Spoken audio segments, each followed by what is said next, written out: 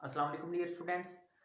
Last video में हमने determination of limiting reactant के बारे में डिटेल के साथ पढ़ा था। हमने न्यूमेरिकल भी उसके बारे में पढ़ा था। इस वीडियो में हम यील्ड के बारे में पढ़ेंगे कि यील्ड क्या होती है और टाइप्स ऑफ यील्ड के बारे में भी हमने इस वीडियो में डिटेल के साथ पढ़े। तो let's start the lecture. Yield,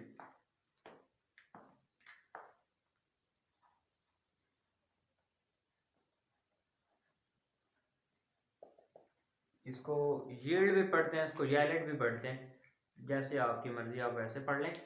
तो यील्ड क्या होता है? जो कि amount of product form during a chemical reaction is called yield. एक केमिकल रिएक्शन के दौरान जो अमाउंट ऑफ प्रोडक्ट बनती है उसको हम क्या कहते हैं? यील्ड कहते हैं। ठीक है, the amount of product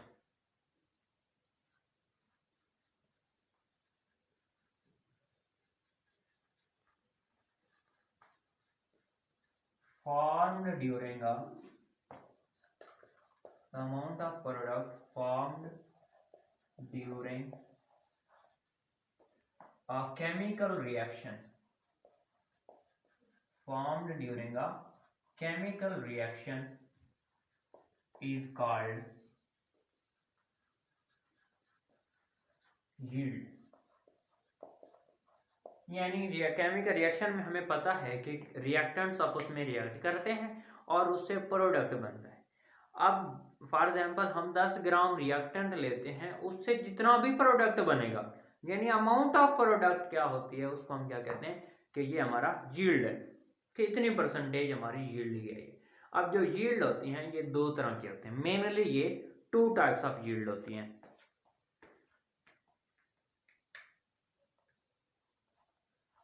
types of yield, तो मेनली ये टू टाइप्स ऑफ यील्ड होती हैं। First one is theoretical yield.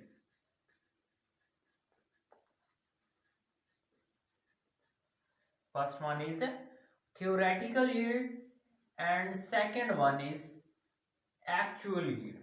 Second हमारी क्या होती है? actual yield। ओके, सेकंड कौन सी yield है? actual yield। तो हम वन बाय वन हर एक को डिस्कस करते हैं। तो फर्स्ट को हम डिस्कस करते हैं theoretical yield। तो theoretical yield क्या होती है?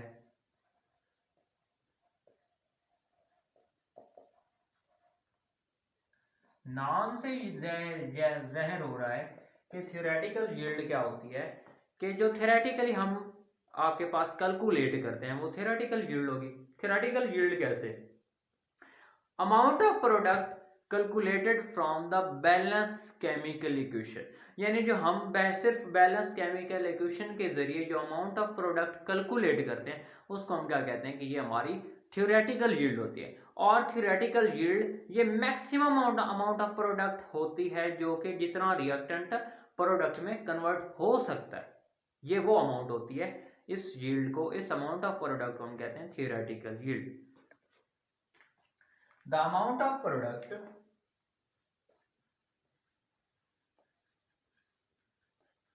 the amount of product calculated from balance chemical equation, calculated from balance chemical equation is called theoretical yield।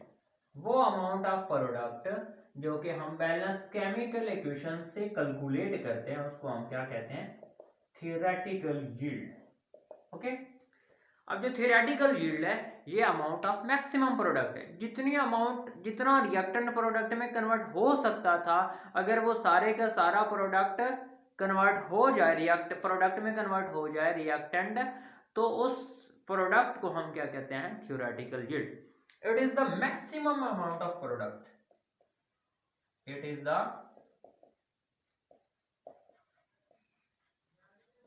maximum amount of product, it is the maximum amount of product formed during a chemical reaction, during a chemical reaction. ये वो maximum amount of product है जो कि chemical reaction के दौरान बन सकती है।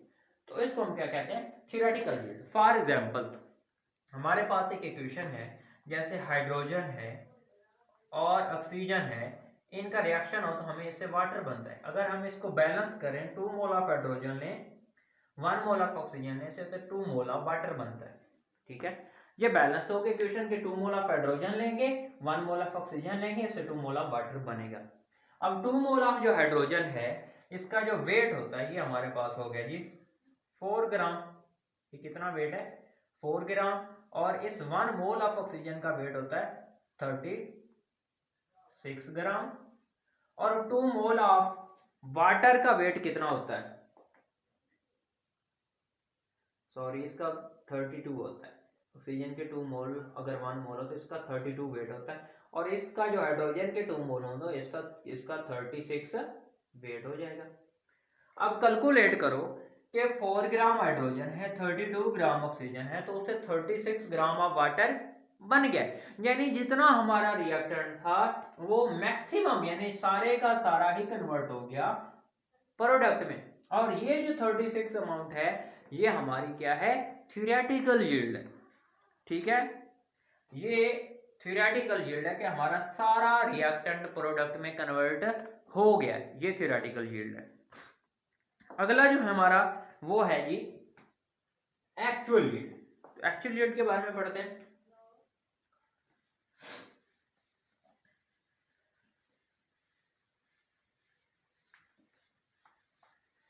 एक्चुअल यील्ड क्या होती है,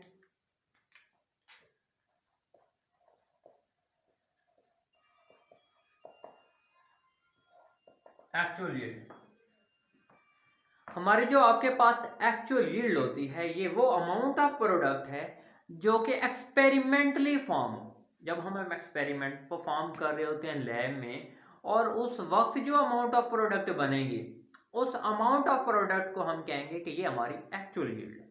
the amount of product,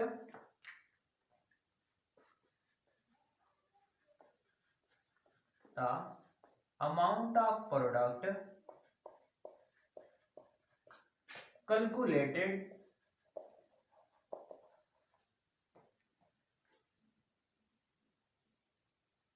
by performing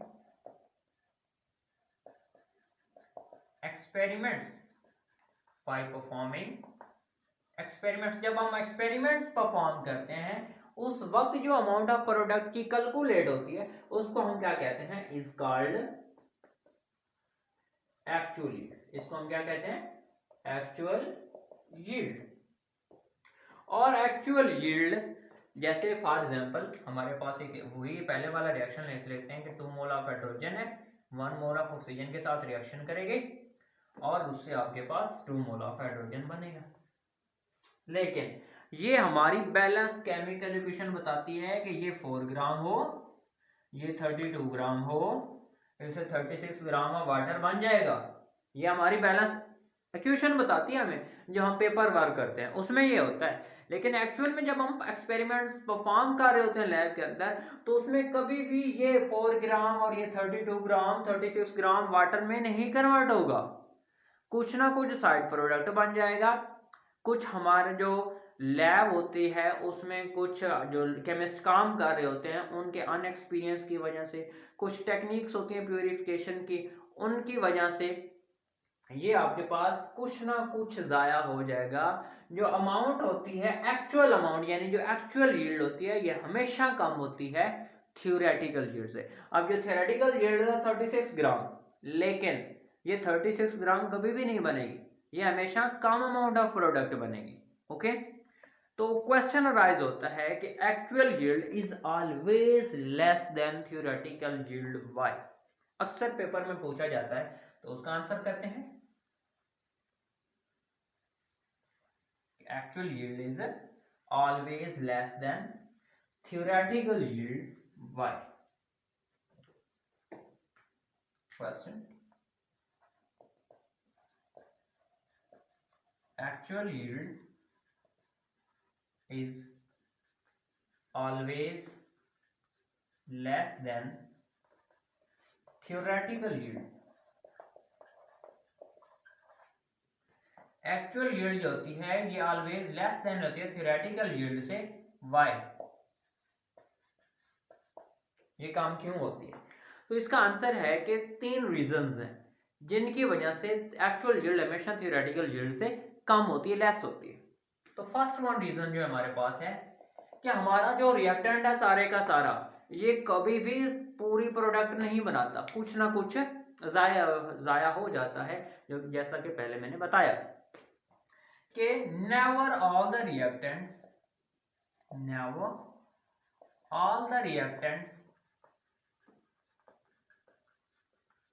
are converted into products। यानी कभी भी सारा रिएक्टेंट प्रोडक्ट में चेंज नहीं होगा। स्पेशली, अब स्पेशली क्या है? इन reversible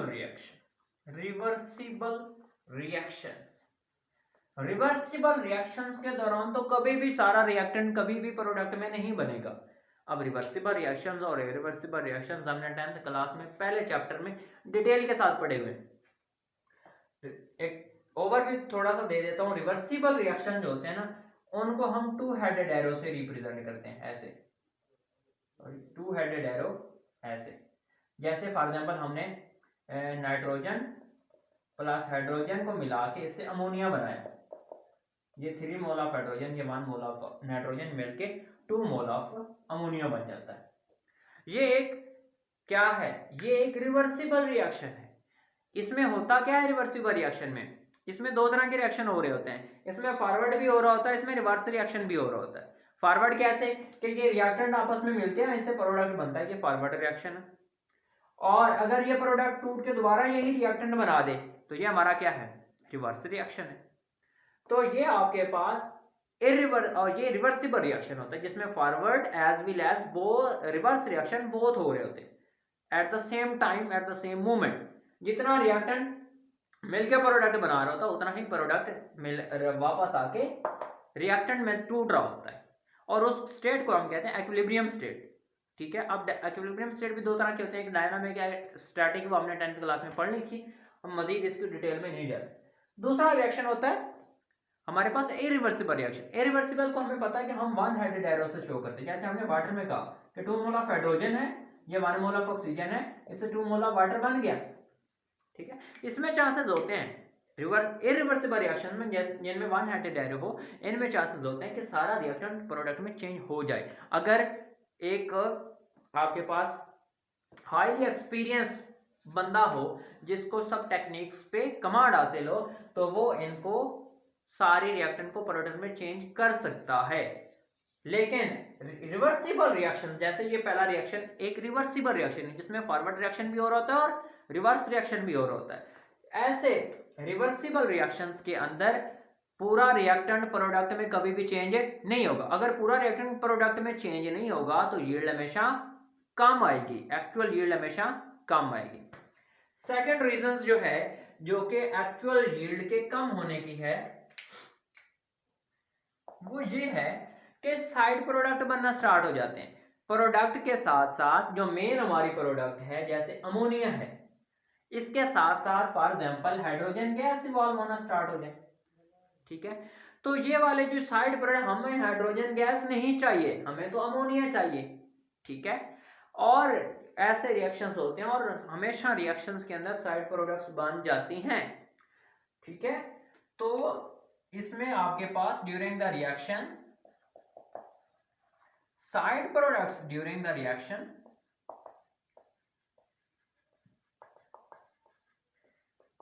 side products are form. Reaction के दौरान साइड प्रोडक्ट्स बनने स्टार्ट हो जाती हैं। जब साइड प्रोडक्ट्स बनना स्टार्ट हो जाएंगी तो ऑटोमेटिकली जो हमारा रिएक्टेंट है वो साइड प्रोडक्ट में यूज हो गया।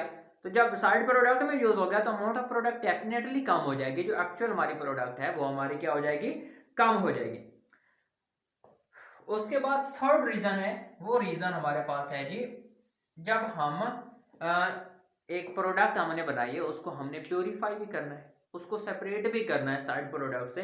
तो उन टेक्निक्स के दौरान, सेपरेशन एंड प्योरिफिकेशन टेक्निक्स के दौरान जो अमाउंट ऑफ प्रोडक्ट कुछ ना कुछ लॉस हो जाती है। इस वजह से भी हमेशा एक्चुअल यील्ड कम आती है as compared to the theoretical yield.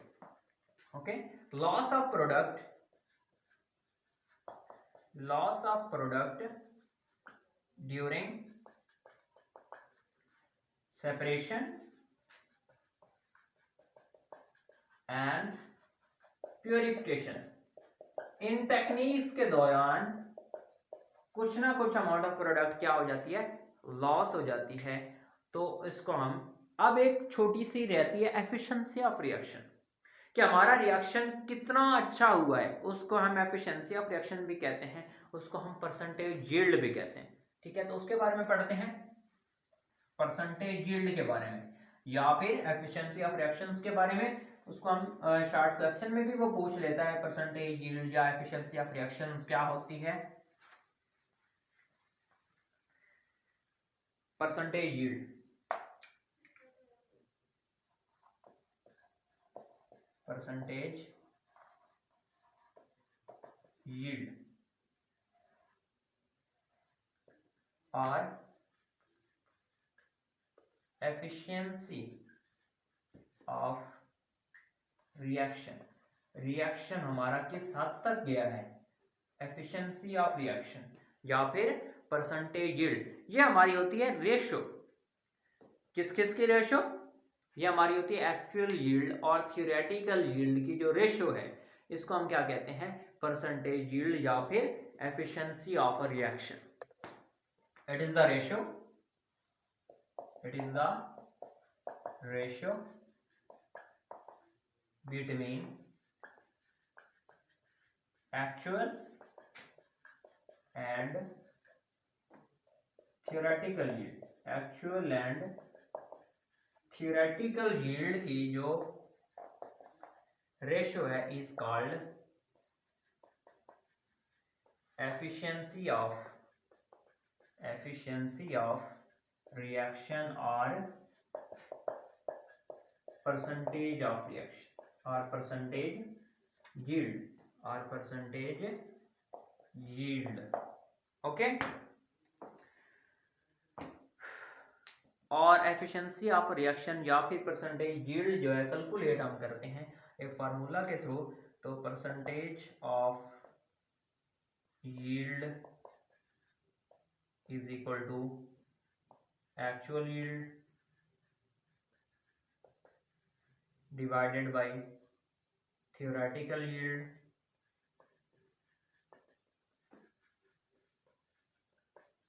Multiply 100। जो हमारी एक्चुअल यील्ड आई है, जो हमने एक्सपेरिमेंट परफॉर्म किया, उससे जो हमारी अमाउंट ऑफ प्रोडक्ट आई है उसको ऊपर रखेंगे। थ्योरेटिकल यील्ड जो हमने बैलेंस केमिकल इक्वेशन से अमाउंट ऑफ प्रोडक्ट कैलकुलेट की है वो रखेंगे, मल्टीप्लाई 100 करेंगे, इससे हमारे पास परसेंटेज ऑफ यील्ड आ जाएगी। आई होप टॉपिक क्लियर हो गया होगा। ये हमारा चैप्टर फर्स्ट ईयर केमिस्ट्री का पहला चैप्टर बेसिक कंसेप्ट्स, ये हमारा आज एंड हो गया। ठीक है, नेक्स्ट हम अगला चैप्टर थर्ड चैप्टर गैसेस वाला वो स्टार्ट करेंगे। अल्लाह हाफिज़।